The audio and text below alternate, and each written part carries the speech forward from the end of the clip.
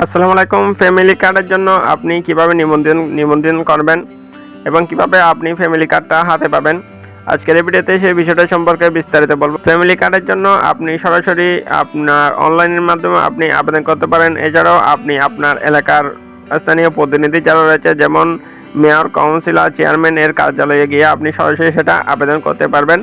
এটা সম্পূর্ণ নিম্ন আয়ের মানুষের জন্য প্রযোজ্য, সবার জন্য এটা উন্মুক্ত নয়। এটা সম্পূর্ণ নিম্ন আয়ের মানুষের জন্য প্রযোজ্য। টিসিবি স্মার্ট কার্ডের জন্য নিবন্ধিত হলে কোনো ফি লাগবে না, এটা সম্পূর্ণ ফ্রি আপনি এই সেবাটা পেতে পারেন।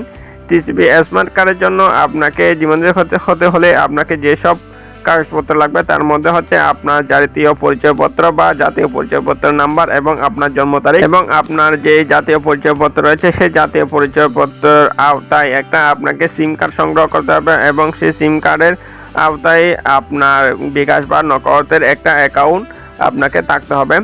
এছাড়াও একটি পরিবার থেকে একজন সদস্যকে এই কার্ডটা সরকার নিবন্ধিত করবে দেওয়া হবে, এবং একই পরিবার থেকে মাত্র একজনই পাবে এই কার্ডটা। কোনো অবস্থাতেই একই পরিবার থেকে একাধিক ব্যক্তিকে এই কার্ডটা দেওয়া হবে না। টিসিবি স্মার্ট কার্ড কোথা থেকে আপনি এটা সংগ্রহ করবেন, এটা সম্পূর্ণ নিবন্ধিত হওয়ার পর স্মার্ট কার্ডটা প্রস্তুত হয়ে গেলে ডেলিভারি দেওয়ার জন্য আপনাকে কার্ডে যখন নিবন্ধিত করবেন তখন সেখানে নিবন্ধিত করার সময় আপনাকে মোবাইল নম্বর দেওয়া হবে, এবং আপনার যদি কার্ডটা সম্পূর্ণভাবে রেডি হয়ে যায় তাহলে আপনার মোবাইল নম্বরের মাধ্যমে কার্ডটা আপনি কখন বিতরণ করা হবে, স্থান ও তারিখ আপনাকে ফোন বা মেসেজের মাধ্যমে আপনাকে খুব সহজে জানিয়ে দেওয়া হবে। এবং এভাবে আপনি খুব সহজে আপনার যে স্মার্ট কার্ড রয়েছে, আপনার যেই ফ্যামিলি কার্ডটা সেটা আপনি খুব সহজে হাতের মতো পেয়ে যাবেন।